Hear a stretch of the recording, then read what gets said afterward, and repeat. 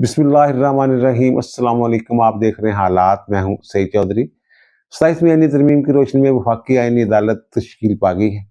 अब उसके जजों की तादाद में इजाफा भी कर दिया गया है। कुल कितने जज होंगे इस अदालत के, इस पर भी बात करनी है। और फिर इस अदालत के हवाले से कुछ खुशफहमियाँ हैं, कुछ बदगुमानियाँ हैं। इन खुशफहमियों और बदगुमानियों का मुस्तकबिल क्या होगा, ये बड़ा अहम नुक्ता है जिसपे मैंने आपके साथ बात करनी है। और फिर 27वीं आईनी तरमीम के हवाले से एक हाई कोर्ट से दूसरी हाई कोर्ट में जजों की ट्रांसफ़र वाला जो मामला है, इस हवाले से जजों की लिस्टें वगैरह जो हैं वो तैयार हो गई हुई हैं। और अतर मुनिल्लाह साहब और मंसूर अली शाह साहब, उनके अज़ाइम जो हैं वो मुझे खाक में मिलते हुए नज़र आ रहे हैं। और बतौर जज अतर मुनिल्लाह साहब ने ये जितनी भी साजिशें हो रही थी ना, खत लिख दिया, मंसूर अली शाह से इस्तीफ़ा दिलवा दिया और मंसूर अली शाह और मुनीब अख्तर से खत पे खत जनाब लिखवाए जा रहे हैं, इन सब के पीछे जो मास्टरमाइंड था ना, वो अतर मुनिल्लाह साहब थे। वो अतर मुनिल्लाह साहब ने बतौर जज एक ऐसा फैसला दिया हुआ है, जिसके बाद जब वो फैसला इन्होंने दिया था तब भी मैंने ये कहा था कि इन्होंने आखिरत का तो मुझे नहीं पता, लेकिन दुनिया में इन्होंने ज़रूर दलील होना है। वो फैसला क्या था? एक और चीज़ आपने देखी होगी कि जो सोशल मीडिया पे जो चपकनाती डालरी साफ़ी हैं, उन्होंने एक कहने के झूठ का तूफ़ान बर्पा किया हुआ है। उस हवाले से भी कुछ हकायक जो हैं वो आपके सामने रखने, लेकिन इससे पहले दो और मौज़ू जिन पे मुख्तसरन बात करूँगा। एक तो वही 27वीं यानी तरमीम की रोशनी में जो मुसल्लह अफ़वाज से मुतल्लक़ कवानीन हैं, यानी आर्मी एक्ट 1952 और एयरफोर्स एक्ट 1953 और जो नेवल का कानून है 1961 का, उनमें कुछ तरामीम की गई हैं। इन तरामीम के बाद मुसल्लह अफ़वाज का स्ट्रक्चर जो है वो क्या होगा? पहली बात तो यह है कि जो 27वीं आईनी तरमीम उसमें ये कह दिया गया है कि जनाब जब chairman joint chief of staff committee है ना, वो आर्मी चीफ जो होगा वही चेयरमैन होगा, लेकिन वो उसका नाम बदल दिया गया है। अब वो होगा जनाब, उसका जो ओहदे का नाम दिया गया है वो दिया गया कि चीफ ऑफ डिफेंस फोर्सेस, लेकिन मेरी इत्तला के मुताबिक ये ऑपरेशनल चीफ हैं। ये नहीं कि जनाब एयरफोर्स के मामलात, इंतजामी मामलात में भी मुदाखलत करेंगे, ये नहीं, सिर्फ ऑपरेशनल चीफ होंगे। और जो सहारा बरी फौज के वो सरबराह हैं ही। और ये ओहदा जो है, ये जो तरमीम है उसके मुताबिक और जो कानून में तरमीम की गई है उसके मुताबिक ये फील्ड मार्शल आसम मुनीर को जो ओहदा मिलेगा, और इस ओहदे की मियाद 5 साल मुकर्रर की गई है, 5 साल। और 2027 में वो रिटायर हो जाएंगे ये अपने आर्मी चीफ के ओहदे से। तो फिर 5 साल बाकी उनको फिर मजीद 3 साल मिलेंगे, यानी 26 नवंबर, जो 27 नवंबर को ये chairman joint chief of staff committee का जो ओहदा खत्म हो रहा है, उसी दिन जो है ये जो चीफ ऑफ डिफेंस फोर्सेस हैं वो ये ओहदा संभालेंगे। और फिर 3 साल इनको मजीद तस्लीम मिलेंगे। 2030 तक ये रहेंगे आर्मी चीफ भी, और जो चीफ ऑफ डिफेंस फोर्सेस हैं वो भी रहेंगे। और उसके बाद भी इनको एक्सटेंशन मिल सकती है, रीअपॉइंट भी हो सकते हैं कानून के मुताबिक। ये चीज़ जो है ये, और दूसरी इसमें बड़ी अहम चीज़ जो है 27 महीने तरमीम में जो एक नया ओहदा तख्लीक किया गया है, नेशनल स्ट्रेटजिक कमांड का। ये जो नेशनल स्ट्रेटजिक कमांड है ना, इसके जो सरबराह होंगे ना, उनका तकर्रर करेंगे वज़ीर आज़म। लेकिन ये वज़ीर आज़म का जवाबदेही इख्तियार नहीं होगा, ये on the advice of chief of defence forces जो हैं, यानी कि जो फील्ड मार्शल आसम मुनीर साहब, उनकी रिकमेंडेशंस पे ये तकर्रर होगा। और ये 3 साल के लिए तकर्रर होगा, और उसमें तस्यीब भी हो सकेगी मजीद 3 साल के लिए, रीअपॉइंट भी हो सकते हैं, तस्यीब भी हो सकती है। और उसका तरीकाकार वही होगा जो अपॉइंटमेंट का तरीकाकार है कि जो चीफ ऑफ डिफेंस फोर्सेस हैं उनकी सिफारिश पे, रिकमेंडेशन पे, जो एडवाइस पे वज़ीर आज़म ने जनाब उनका तकर्रर करना है। एक चीज़ तो ये कि दूसरी एक और बात, जो chairman joint chief of staff committee का ओहदा था वो ख़त्म कर दिया गया है। ये जो कवानीन है मुसल्लह अफ़वाज से मुतल्लक, उनमें से ये लफ्ज़ जो है निकाल दिया गया है। माजी में तो ये होता था कि जनाब बहरिया से भी रहे हैं chairman joint chief of staff committee, और एयरफोर्स से भी रहे हैं। लेकिन जब मुशर्रफ साहब का दौर आया तो मुशर्रफ साहब हट गए थे, और उनका जनाब नहीं, ये बर्री फौज जो है इसी के पास रहना चाहिए। तो फिर जनाब वो दोनों ओहदे, चीफ ऑफ आर्मी स्टाफ भी वही थे और chairman joint chief of staff committee भी वो मुशर्रफ साहब ही थे। उसके बाद एयरफोर्स या नेवी से कोई अफसर जो है वो नहीं लिया गया इस ओहदे के लिए। अब ये ओहदा ही खत्म हो गया। अब ये ना मुश्किल जो है ये जो बड़ी फौज के सरबराह होंगे उनके पास रहेगा। ये जो नेशनल स्ट्रेटेजिक कमांड का जो कमांडर होगा ना वो भी 4 स्टार जनरल होगा। और मजे की बात यह है कि जैसे बाकी मुसल्लह अफवाज के सरबराहान हैं उन पर भी आर्मी एक्ट में जो रिटायरमेंट की उम्र दी गई है, जो ओहदे की मियाद दी गई है, उसका कोई इतलाक नहीं होगा। ये एक चीज थी जो मैंने आपके सामने रखनी थी। और दूसरी बात यह है कि जनाब मरियम नवाज शरीफ जब ब्राजील के दौरे पे गई हैं COP 30 में शिरकत के लिए, तो यहाँ से बड़ा जनाब जो चपड़कनातियों का सोशल मीडिया है उसने जनाब बड़ा शोर मचाया। तो मैंने एक साहब से कहा जनाब उन्होंने वो वहां कर क्या रही है, जरा कोई बताएं तो सही, भिजवाएं तो सही, उनकी तकरीर जो है कोई कोई खिताब किया हो उन्होंने वो तो भिजवाएं जरा। तो उन साहब ने जो मुझे खिताब भिजवाया, जब मैंने ये तकरीर सुनी तो मैं बड़ा हैरान हुआ कि ये बिल्कुल जैसे एक स्टेट्समैन की, एक दानश्वर की तकरीर होती है, इस तरह की तकरीर है वो। उसके जो चीदा चीदा निकात हैं वो दिल को छू लेने वाली बातें हैं। वहां ब्राजील में जहां इन्होंने ये खिताब किया है, पता चला कि लोगों ने बड़ा अप्रिशिएट किया इस चीज को। और उन्होंने पहले तो जो पंजाब में इन्होंने माहौल दोस्त इकदाम किए हैं वो सारी बातें बताई हुई हैं, वो तो खैर उन्होंने अपनी अचीवमेंट्स बताई ना, लेकिन वहां जो उन्होंने बातें की और पूरी आलमी दुनिया का जो ज़मीर उन्होंने झंझोड़ा है माहौलियात के हवाले से, जो लोग माहौलियाती आलूदगी के या जो जो हो रहा है इस वक्त, तब्दीली आ रही है, माहौलियात तब्दीली, उनके जिम्मेदार हैं, उनको उन्होंने झंझोड़ा है।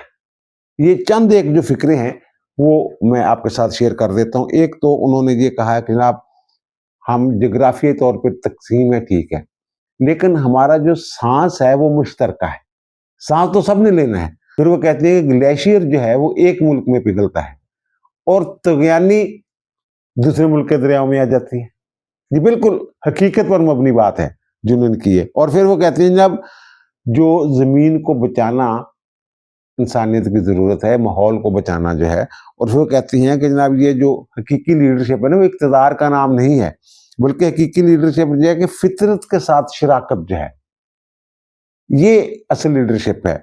और वो कहते हैं जनाब सरहदों की जो तकसीम है इससे ऊपर उठ के बाला होके ये एक मकसद के तहत ये फितरत के साथ दोस्ती वाली जो बात है इसको वो कहते हैं हमने निभाना है।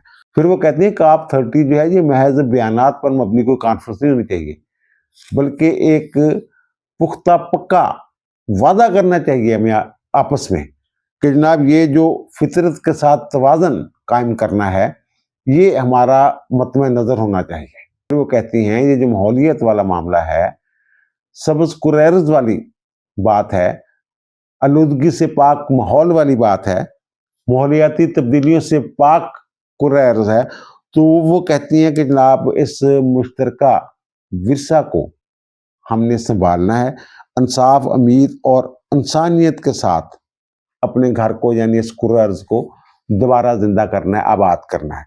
और जो सबसे अच्छी बात मुझे लगी उनकी, उन्होंने कहा जनाब ये 21वीं सदी के अगर को मायनी हो ना तो वो ये मायनी होना चाहिए कि ये वो सदी थी जब इंसानियत ने बिल आखिर अपनी ज़मीन से सुलह कर ली। बड़ा खूबसूरत लफ्ज़ इस्तेमाल किया उन्होंने।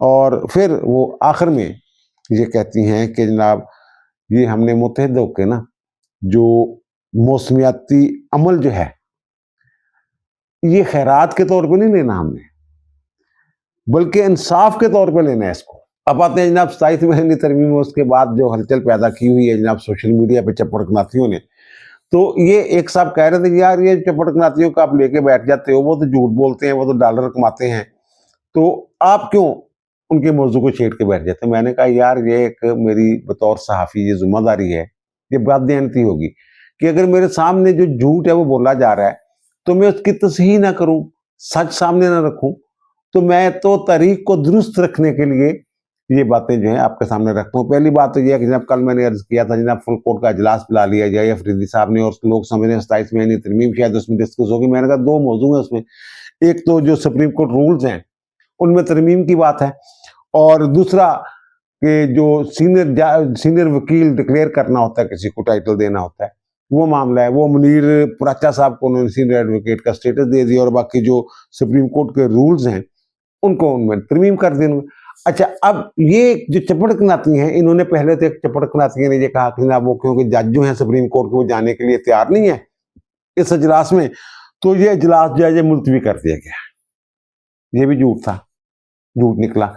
फिर इन्होंने इनके सीनियर जो रिपोर्टर्स हैं, साफी हैं, बड़ा नाम है उनका, उन्होंने कहना शुरू कर दिया जब सिर्फ 6 जज जो हैं वो उसमें गए हैं। 4 कमेटी वाले थे, 2 और थे, ये 19 जज रह गए होंगे। ये कुछ 3 आईनी अदालत में चल गए, 24 थे ना, 2 उन्होंने वो रिजाइन कर दिया हुआ है। तो 19 में से 17 जज जो वो शरीक हुए। कितना बड़ा झूठ बोलते हैं। रिकॉर्ड ही चेक कर लेते जाके यार, किसी से चपड़ासी से, पीएम से, अर्दली से पूछ लेते वहां कि कौन कौन अंदर बैठा हुआ है। 2 नहीं आए, आयशा मलिक साहब और मुनीर अख्तर साहब, बाकी सारे जनाब मौजूद थे।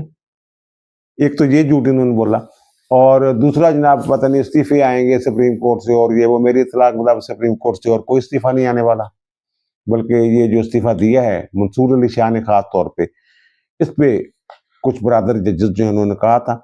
ये मैं आगे जाकर बात करता हूँ कि जनाब ये जजेस जो है इनकी नोई फितरत क्या होती है ऐसे हालात में, माजी क्या कहता है, ये मैं आपके सामने रखूंगा। और फिर उसके बाद जनाब एक और जो मामला हुआ कि सदर मुमलकत ने जब अमीनुद्दीन खान साहब से बतौर आईनी अदालत के चीफ के खलफ लिया, तो उसके बाद जनाब ज़ाहिर उसके बाद ही फिर उनकी मुशावरत के साथ ही वज़ीर आज़म ने तकर्रर करना था ना जजों का, आईनी अदालत के जजों का। 6 जजों का जनाब जो है वो नोटिफिकेशन जारी हो गया, जिनमें से 3 जो हैं, जो सईद हसन नज़र रिजवी साहब उन्होंने हलफ उठा लिया, अली बाकर नजवी साहब ने हलफ उठा लिया, और जनाब आमर फारूक साहब ने हलफ उठा लिया।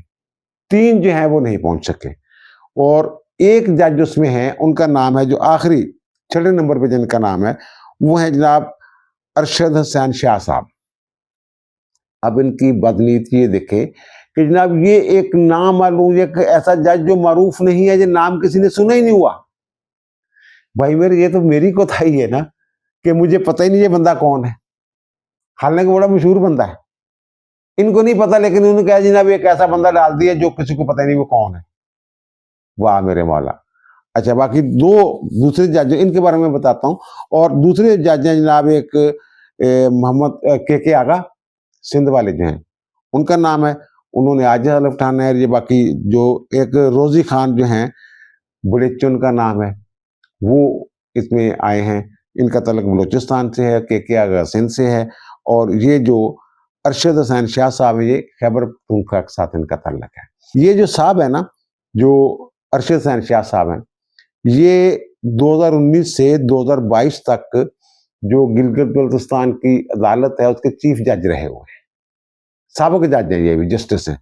और फिर जब ये अभी हालिया निगरान हुकूमतें बनी थी इलेक्शन से पहले, तो आजम खान को वहाँ खैबर पख्तूनख्वा का सीएम मुकर्रर किया गया था, ये उनके वजीर कानून थे। लेकिन 2 माह बाद आजम खान साहब जो हैं, 1-2 माह बाद उनका इंतकाल हो गया था। तो फिर इनको जनाब 12 नवंबर 2022 को ये बने थे केयर टेकर निगरान वजीर आला खैबर पख्तूनख्वा के, यानी निगरान वजीर आला रहे हैं इतना अरसा वो, इनको उनके नाम का नहीं पता कि जनाब ये कौन है और कौन नहीं है।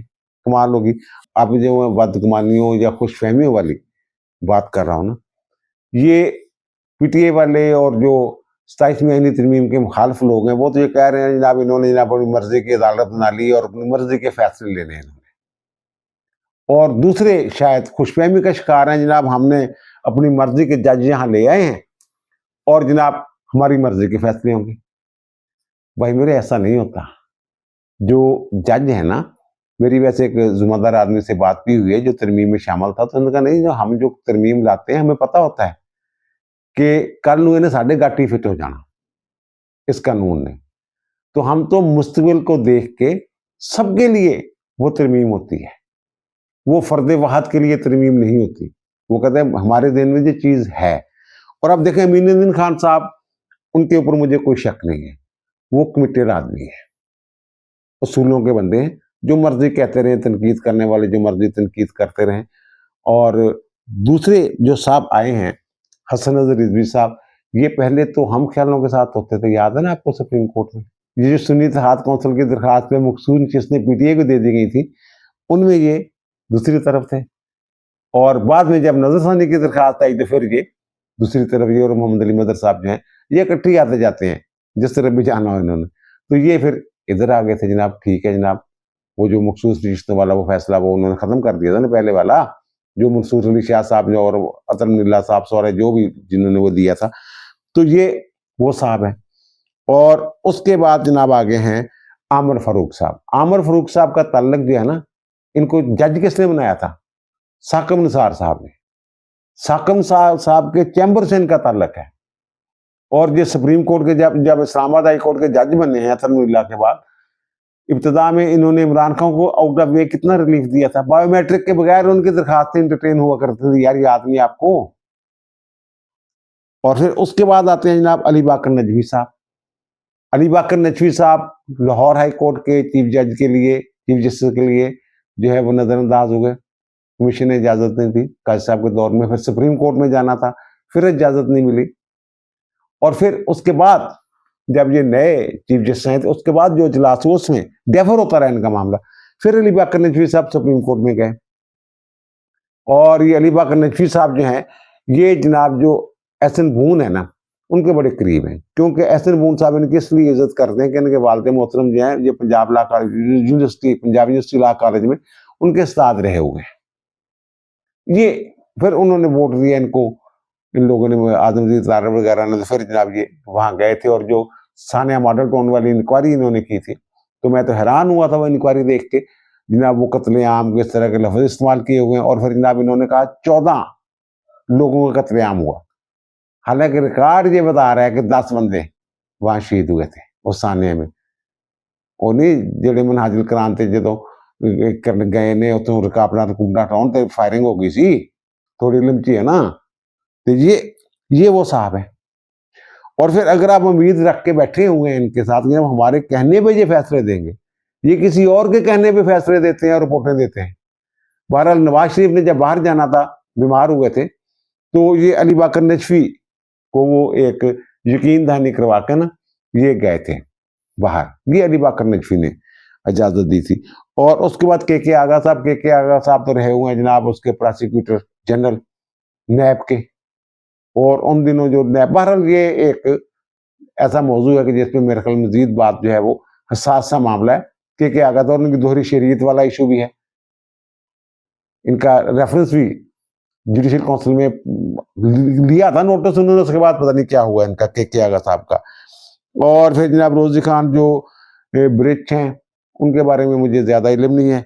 और फिर अरशद हुसैन शाह के बारे में मैंने आपको बता दिया है। तो ये जो जजों के खास माइंड सेट होता है, ये देखिए, ये पीसीओ जज जो हैं, जो पीसीओ के तहत हलफ उठाते हैं वही मुंजी ठोकते हैं बाद में। इफ्तिखार चौधरी वाली जो अदालत थी वो सारे पीसीओ जज थे, जितने भी थे। मुशर्रफ ने पीसीओ के तहत उनसे हलफ लिया हुआ था, लेकिन जब उन्होंने वर्दी में इलेक्शन लड़ना चाहा तो सारे खड़े हो गए, कुछ का कुछ बन गया। और उसके नतीजे में फिर एक तहरीक चली और उनको घर जाना पड़ा। तो ये उम्मीद ना रखें आप कि जनाब ये जो जज हैं ये हमने लगाए हुए हैं और पता नहीं जनाब क्या हो जाएगा। पीपल्स पार्टी के लगाए हुए जजों ने पीपल्स पार्टी का जो रगड़ा निकाला है, जब उनके दौर में बेनजीर ने जो लगाए थे, उन्होंने बेनजीर का जो रगड़ा निकाला था। इस पे ना करें आप कि जनाब पता नहीं जज जो है वो एक ही माइंडसेट के साथ बैठ, नहीं नहीं नहीं नहीं। जो ही ये तगड़े होंगे उनको पता लगे ना हमारी जो सेफ है, हमारी जॉब जो है, तो जनाब हमें कोई हिला नहीं सकता, तो फिर देखिएगा ये क्या करेंगे। हाँ, उनसे जान, जो दूसरी ब्रिजें थी ना, उनसे जान छूट गई है, ये अल्लाह का शुक्र है। और दूसरा ये जो मार्शाल्लाह को भी दे देते ना, ये जो आसमा जिलानी केस, असल में आसमा जहांगीर की वो दरखास्त थी, उस वक्त वो जहांगीर नहीं थी, जिलानी थी। आसमा जिलानी केस के नाम से ब्यूरो ये खा का मार्शाल्लाह उन्होंने चैलेंज किया था। तो उसमें जो चीफ जस्टिस है ना यकूब अली खान, उन्होंने एक अजाफी नोट भी दिया था। उन्होंने कहा था जनाब अगर ये मार्शाल्लाह जो है ये जो आइन को तोड़ना है, ये कभी भी, वो कहते हैं कि जनाब इसको जायज डिक्लेयर किया ही नहीं जा सकता, अदालत का इख्तियार ही नहीं है ये।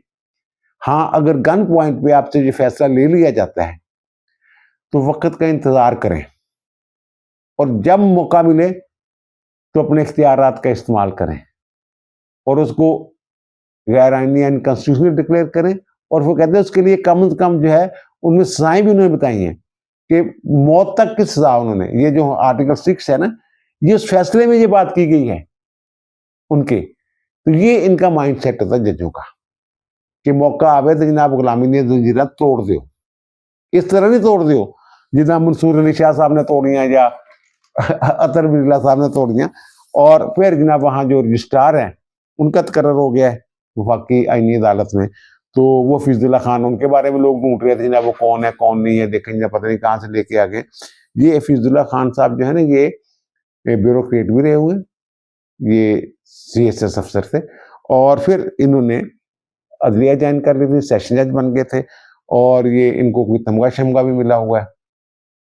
ये पंजाब में सेशन जज के तौर पे काम करते रहे, और फिर वो काफ़ी अरसा जो है जो वफाकी जुडिशल अकेडमी है वहाँ भी इन्होंने कोई अहम ओहदे पे तैनात रहे। ये फैजुल्ला खान साहब, इनको आईनी अदालत का रजिस्ट्रार मुकर्रर किया गया है। और वो जो मैं भूल गया बताना कि जो जज है ना, वो 7 जज है ना इस वक्त, वो सदारती फरमान एक जारी हो गया है क्योंकि उनके पास एक इख्तियार है कि अब जो तादाद है ना इस अदालत की वो 13 होगी, चीफ जस्टिस समेत, यानी चीफ जस्टिस प्लस 12, 13 लोगों पर मुश्तमिल ये अदालत होगी। अब आते हैं जनाब कोई लिस्टें बनी हुई हैं, और बल्कि अतर मुनिल्ला कल ने कर लिए। ये जो अतर मुनिल्ला और मंसूर अली शाह साहब है ना, ये आप समझते हैं जनाब बड़े अपराइट लोग हैं, और पता नहीं क्या, कल ही मैंने जिक्र किया था जनाब, ये हमने इनको जनाब इनके कद से ज्यादा वो समझा हुआ है। मंसूर अली शाह साहब की मैं बात कर रहा हूँ, तो पहले भी मैंने आपको बताया था कि जनाब ये मंसूर अली शाह साहब जो हैं, ये इमरान खान को बड़े वो उनको चाहने वाले हैं उनके। ये जब शौकत खानम की फंड रेजिंग वाला मामला आया था ना सामने, तो उस वक्त ये डॉक्टर बासी ने चैलेंज किया होता, इमरान खान के मुकला में मंसूर अली शाह साहब भी शामिल थे, सैयद मंसूर अली शाह साहब। और फिर एक बड़े बाखबर साफ़ी हैं, उन्होंने मुझे बताया कि द्रोग बर गर्दन रावी, तो वो कहते हैं कि जब इन्होंने वो सुन्नी इत्तेहाद कौंसिल की दरखास्त पे PTI को नशिस्तें दी है ना, मखसूस नशिस्तें दी, इन्होंने व्हाट्सएप किया था अपनी अहलिया को, और उसमें कहा था मैंने आपके लीडर का काम कर दिया। कल भी जो मैंने अर्ज किया कि जनाब इनका जो बेटा है उसका इन्होंने जो जिक्र किया अपने इस्तीफे में, अपने छोटे बेटे का, जनाब उन्होंने मुझे कायल किया कि जनाब अल्लाह ताला सबसे बड़ा मनसूबा साज है। तो उस वक्त मैंने कहा था मुझे लगता है कि ये जो हम ख्याल जजों की फैमिलियों की तरह ये फैमिली जो है ये भी उसी तरह की, और ये अब ये अंदाजा हो गया है, वो साफी साहब ने जो बताया है कि जनाब ये तो उनके लिए यानी घर वाले जो हैं ये फैमिली कहते बड़े मजबूर हैं। आसफ सईद खोसा भी फैमिली देते मजबूर होया थे, साकब निसार भी फैमिली देते मजबूर होया थे, और भी ये कह गए। और वो अजमत सईद साहब जो उन्होंने मुझे खुद बताया था कि पहली दफा मेरे बेटे का वोट बना है, और उसने कहा मैंने PTI को वोट देना और आप लोगों ने PTI को वोट देना है। ये 2013 वाले इलेक्शन की मैं बात कर रहा हूँ। और दूसरा जनाब ये जो इनके बारे में आज जनाब बड़े पता नहीं नापरस्त हैं और इनकलाबी हैं, क्या है क्या नहीं है। जब ये लाहौर हाई कोर्ट के जज हुआ करते थे ना, तो उस वक्त इनके पास ना सलाब की एक इंक्वायरी आ गई, जो उस वक्त चीफ जस्टिस ने ये इंक्वायरी में लगे रहते थे, अदालती काम नहीं करते थे। उन्होंने पैगाम भिजवाया कि भाई साहब अदालती काम करें, वरना वो जो कन्फर्मेशन आपकी आने वाली है ना तो वो मुझसे नहीं होगा, क्योंकि मैंने तो काम देखना है। फिर इन्होंने सोचा जज के साथ ना, चीफ जज के साथ कुछ तल्लकात बनाए जाए। वो जनाब रोजाना ना एक फोन करते थे, जनाब आज मुलाकात करनी है, बड़े अहम नुकात डिस्कस करने। वो डेली जाते थे उनके पास, डेली नहीं तो एक दिन छोड़ के कर लें, बताने वाले ने डेली डेली फोन करते थे। वहां जाके एमी ने कागज में 2 पॉइंट लिख के ले जाके बात शुरू करने के लिए, जनाब यहाँ ये बिल्डिंग ऐसे करवा दें, यहाँ ये करवा दें, वहां वो करवा दें करके, उसके बाद जनाब गपशप, और वो गपशप में जो होता है तलकात बनाने का एक तरीका, वो तलकात जनाब यानी इस तरीके से मामला हो गए जनाब, रोजाना मुलाकात के बगैर जनाब गुजारे नहीं हो रहा था दोनों का। लेकिन जो ही वो जज सुप्रीम कोर्ट में गए, उसके बाद इन्होंने कभी राब्ते नहीं किए। सुप्रीम कोर्ट में भी इकट्ठे रहे, लेकिन वो दोस्ती नहीं थी जो यहाँ ये दोस्ती शो करते थे उनके साथ। ये इनका हाल है। और अतर मुनिल्ला साहब के हवाले से जो जो सिस्टम की तबाही के जिम्मेदारों में बुनियादी किरदार अतर मुनिल्ला साहब का है। ये जजों से, इस्लामाबाद हाई कोर्ट के जजों से खत लिखवाए, और सबसे बड़ी बात शौकत अजीज सिद्दीकी के खिलाफ जो साजिश थी ना उनको हटाने की, जो तकरीर की थी, ये आलाकार बने थे उनका, जिन्होंने उनके खिलाफ, शौकत अजीज सिद्दीकी के खिलाफ जो कार्रवाई की थी, ये इन्होंने सहूलतकारी की थी उनके लिए भी और सकमसार के लिए भी उनकी गेम की थी। इन्होंने इस्लामाबाद हाई कोर्ट के जजों को कायल किया था कि आप इस मामले से लातल्लुक रहें, वरना ऐसे ही फंस जाएंगे। वजह क्या थी कि अगर शौकत सिद्दीकी साहब रहते तो चीफ जस्टिस बन जाते तो 3 साल उन्होंने चीफ जस्टिस रहने देनी, दीवारी नहीं होनी सी, फिर पता नहीं की हालात होने से। इनका चलो जनाब तो कंडा तो कड्डो ना। ये अतरमुल्ला साहब है। और फिर अतरमुल्ला साहब जो हैं, जो कानून और आइन के बारे में आपको पता ही है, तो जब वो दरखास्त आई थी जनाब, जो संजानी सादक संजरानी जो है, वो जब बने थे, वोट ही नहीं गिने गए थे ना यार, 7 वोट जनाब मोर खाने तो अगे लगे, नाम के ऊपर के लगी, हालांकि ऐसा रूल ही कोई नहीं। इनका नहीं जी, मैं नहीं देखनी। फिर रात को अदालत भी खोल ली, तो याद है इन्होंने जो वाजपेयी की खातिर खोलिया थी ना, कि खतरा पैदा हो गया से इमरान खान कहते वाजपेयी को बरतरफ ना कर देवे, ये भी खुल गई, तो सुप्रीम कोर्ट भी खुल गई, तो सो मोटो भी हो गया सुप्रीम कोर्ट का। अतरमुल्ला साहब ये वो हैं जो अब आइन की बालादस्ती की और ये वो बातें कर रहे हैं, मुशर्रफ के नाल काम करते रहे, ये वाले साहब। और जो दूसरी बात, हाँ, वो जो नवाज शरीफ की जबानबंदी की गई थी, वो केस इन्होंने कैसे डिसमिस किया, बड़े बड़े साफे गए थे उसमें। वो भी अदालत में एक दिन मौजूद थे नजम सेठी साहब भी, लेकिन उनका चला दौड़ो। ये वो जो है इंसानी हकूक और पता नहीं किस किस चीज के लिए दरबार है। और फिर जो मैंने कहा ना, एक बात ऐसी है, ऐसा एक फैसला है इनका, जो मस्जिद नबवी में हुल्लड़बाजी की थी इन लोगों ने, वहां खवातीन भी थी हुकूमत की, पीडीएम गवर्नमेंट की, और वज़रा भी थे, उनके साथ जो किया था उस वक्त भी मैंने कहा था, ये जो लोग कर रहे हैं ना, ये आखिरत का मुझे नहीं पता, दुनिया में इन्होंने जरूर जलील होना है, क्योंकि हुक्म है, अल्लाह ने खुद फरमाया है कि अपनी आवाजें नबी की आवाजों से धीमी रखो, ऊंची ना करो, ऐसा ना हो कि तुम्हारे माल जाया हो जाए और तुम्हें पता भी ना चले। और ये जो लोग पाकिस्तान में जो उनके खिलाफ मुकदमे दर्ज हुए, ताज़ीरात पाकिस्तान में लिखा हुआ है कि कोई ऐसा जुर्म जो पाकिस्तान के अंदर जुर्म है और बैरून मुल्क भी जुर्म है, वो बाहर किया जाता है, लेकिन पाकिस्तान के अंदर उसका मुकदमा दर्ज हो सकता है, कार्रवाई हो सकती है। जब मुकदमे दर्ज हुए तो इन्होंने वो मुकदमे खत्म कर दिए, उनका नहीं, ये कैसे आप मुकदमा दर्ज कर सकते, रोक दिया था इनको, आपको याद होगा। उस वक्त ही मैंने अर्ज किया था कि मस्जिद नबी की तौहीन में जितने भी किरदार हैं, जितने भी सूरतकार हैं, उन्होंने अखीर बड़ी मंदी हैगी, उन्होंने दुनिया ते जिल्लत और खारी देखनी है।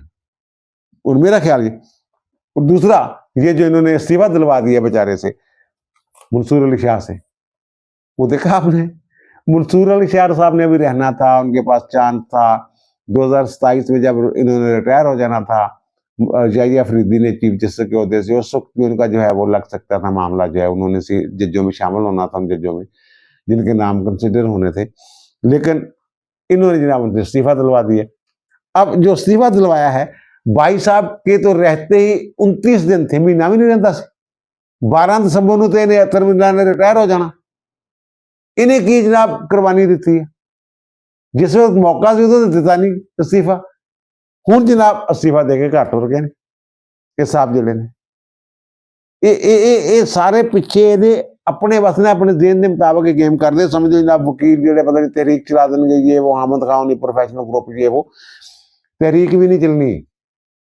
पहलों भी मैं अर्ज किया, मैं मुसलसल अर्ज कर रहा कि जब तहरीक जी कामयाब हो जाए या नाकाम हो जाए, दोबारा वो तहरीक नहीं चलती है, ये माहौल ही नहीं बन रहा। सारिया बारां जड़ियां हूँ जी सुप्रीम कोर्ट बार एसोसीएशन जी नवी बनी आ, Islamabad high court bar, Pakistan बार कौंसल, बलोचिस्तान तो अलावा तमाम सवाई बार कौंसलों सारिया तो हिमायत करी जा रही है। हाँ, लाहौर हाई कोर्ट जी उत्थे उन्होंने दूसरी ग्रुप है, वो है ने उत्थे उन्होंने कन्वेंशन वगैरह किया है, लेकिन वो भी अभी फुसफुसा जिहा सी, कोई ऐसी जान वाली गल नहीं सी, जनाब तहरीक कोई नहीं ना आके इतने तकरीर करने गए डे है। इफ्तिखार चौधरी के पिछे भी कौन सी सारे पता है। और इस्लामाबाद बार के अतरमुल्ला मेरे को बढ़ भी नहीं सकता, लोग इन्नी नफरत करते हैं। वो जो कैंप वो नहीं बनया थे उन्होंने जो चैंबर वाला इशू बनया सी, इन्हें सारी बार के अंदर करवाती सी वकील जोड़े ने, ये उत्थे इस्लामाबाद बढ़ नहीं सकते।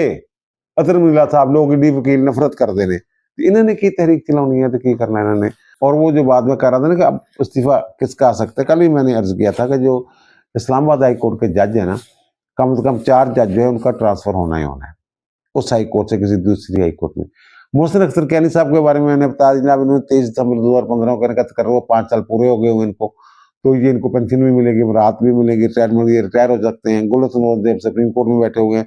तारक महमूद जहांगीर जो है 30 दिसंबर 2020 को इनका तकर्र हुआ था, अभी 30 दिसंबर तक इनको 5 साल पूरे होने, 30 दिसंबर के बाद, तो ये उसके बाद इस्तीफा देंगे तो इनको पेंशन नहीं मिलेगी, वरना नहीं फारग। तारक महमूद जो जहांगीरी जो है वो भी 30 दिसंबर 2020 को उनका तकर्र हुआ था, और 30 दिसंबर 25 को उनके 5 साल पूरे होने हैं, तो वो इस्तीफा देंगे अब तो फारग। मैंने कहा देना फिर इस्तीफे, जरूरत कर ना। बाबर सत्तार साहब भी यही बैच था उनका भी। और उसके बाद सरदार एजाज खान साहब 17 दिसंबर 2021 को उनका हुआ था, और अभी 2 साल उनके रहते हैं। तो उनके बारे में मैंने ये कहा था कि जनाब वो इस्तीफा दे सकते हैं, उनकी कोई जो फितरत है, नेचर जो, उस हवाले से मैंने बात की थी। तो वो जनाब अब ये पता चला, उन्हें किसी ने कहा है कि जनाब आपको कोयटा भेजा जा रहा है, उन्हें जब मुझे पता चलेगा, मैं फाइनल हो जाएगा कोयटा भेजने का, तो मैं तो जनाब उसी वक्त रिजाइन कर दूंगा। अगर रिजाइन आएगा पहला तो वो सरदार एजाज खान का आएगा, बाकियों का मुझे नहीं पता। और समन रफीद इम्तियाज साहबा, उनका मेरे ख्याल अभी कोई मूड ही नहीं है किसी को उनको छेड़ने का। अगर वो भेजी गई तो कराची चले जाएंगे, कराची में तो ज़ाहिर है उनका अपना घर है, तो ये कोई ऐसा इशू नहीं है। वैसे भी ये जो ट्रांसफर वगैरह है ना, ये तो करनी है जुडिशल कमीशन ने।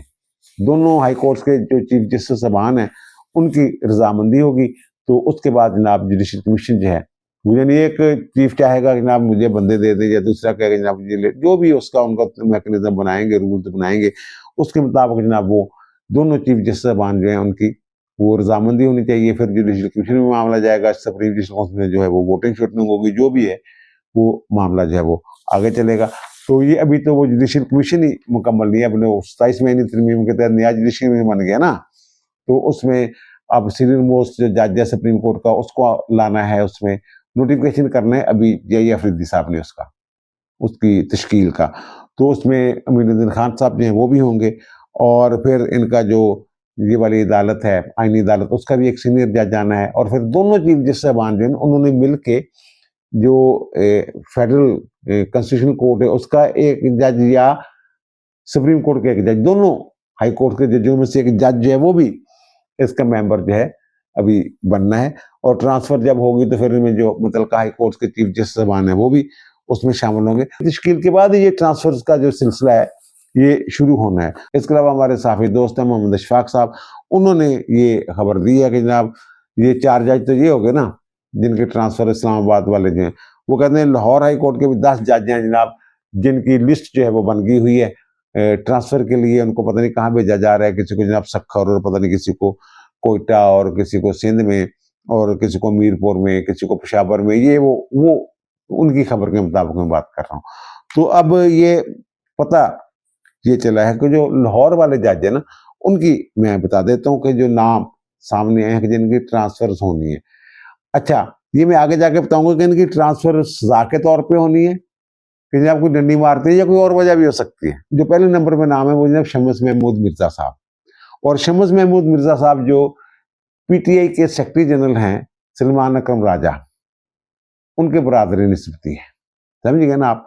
और उसके बाद जनाब जस्टिस फैसल ज़मान खान साहब, फैसल जो ज़मान खान साहब जो हैं, इनका तो कोई ऐसा फैसला नहीं है, मुझे मेरी नज़र से गुजरा। इनके वाले साहब डिप्टी अटॉर्नी जनरल होते हैं शेर ज़मान खान साहब, उनके ये साहबजादे हैं। ये जो नाम है जिनका मैं कह रहा हूँ कि जब इनका कोई मुतनाज़ा फैसला मेरी नज़र से गुजरे, जी मैं बताता हूँ ये क्या इनका मामला है। और जस्टिस शाहिद करीम साहब जो हैं जस्टिस फजल करीम साहब के साहबजादे हैं, और उन्होंने बड़ी कोशिश की थी जनाब को ऐसे मौके पे ख्वाजा शरीफ के दौर में इनकी अपॉइंटमेंट हो जाए कि जनाब ये किसी दौर में इनका किसी तरह नाम इनका चीफ जजी में आ जाए, चीफ जस्टिस बन सके, लेकिन वो नहीं बन सका था। फिर बाद में इनका तकर्रर हुआ था। ये जो मुशर्रफ को सजा देने वाली खुशी अदालत थी ना, उसके भी ये जज थे, इन्होंने सजा दी थी। तो लेकिन जो साहब हैं, इन्होंने जनाब एक तो इन्होंने इलेक्शन जो रिटर्निंग ऑफिसर नहीं थे मुकर्रर किए, उनका नोटिफिकेशन पूरे पाकिस्तान का इन्होंने जो सस्पेंड कर दिया था, इलेक्शन डिले हो गए होने वाले थे, तो फिर काजी फायज जीसा साहब ने जो फौरी तौर पर अपने पास केस मंगवाया था, जब उनके पास भी गया हुआ था एक दरखास्त, तो उन्होंने रिमार्क्स ऑब्जर्वेशन भी इनके खिलाफ कोई आई हुई थी।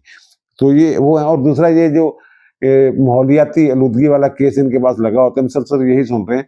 तो ये जब मामला है ना, ये जो पिंक स्कूटियां देनी थी बच्चों को, ये पंजाब हुकूमत ने इन्होंने कहा रोक दिया, तो स्टे कर दिया था कि बच्चे वन व्हीलिंग करेंगे, पूडी करेंगे। ये साहब वो शाहिद करीम साहब हैं, यानी यहाँ भी बिला वजह कर रुकावट डाल दी थी।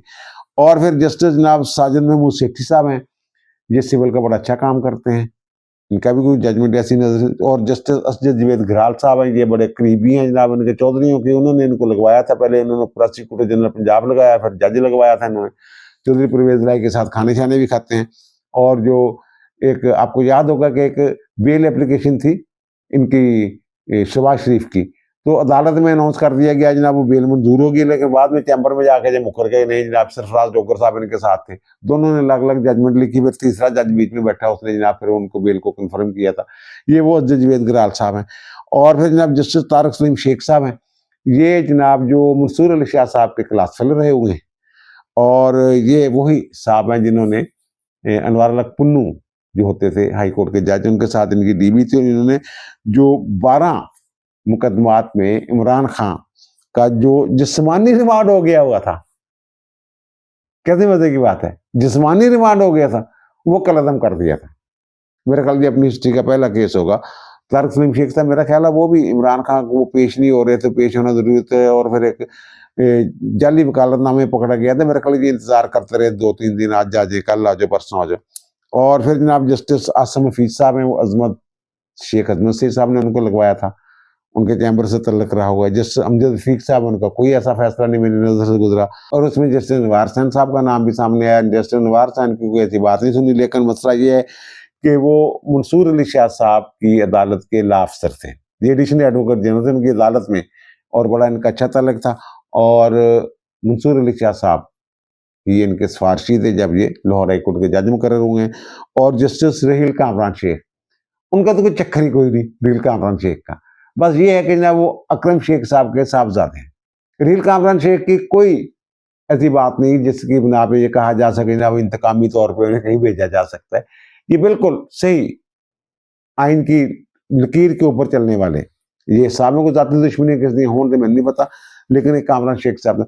अब ये जो जज साहब आना, ये जरूरी नहीं कि इनको सजा के तौर पे, आप देखें इस्लामाबाद हाई कोर्ट से भी जज जाने हैं ना कहीं, समझ आ रही है ना आपको, तो उनकी जगह भी तो कुछ जज ले चाहिए ना। ये भी तो हो सकते हैं ना जजों में कुछ ऐसे जज भी हो जिन्हें असाइनमेंट दी जाए इस्लामाबाद हाई कोर्ट की बतौर जज, वो 3 माह के लिए हो, 2 साल के लिए हो, जितने भी अरसे के लिए हो। ये मामला है, ऐਵੇਂ बिला वजह बदगुमान ना हो जाए करो कि जनाब पता नहीं नाम सामने आगे देने सारे जनाब सजा देते और जनाब से भी भेज देना, तो पता नहीं जैकबाबाद भेज देना, ये नहीं हो सकता, ना ही नहीं पई हुई है। अब दीजिए मुझे इजाजत, इंशाल्लाह दोबारा मुलाकात होगी नए भी इलाके के साथ। अल्लाह ताला आप पर, मुझ पर, हम सब पर मेहरबान रहे। अल्लाह हाफिज।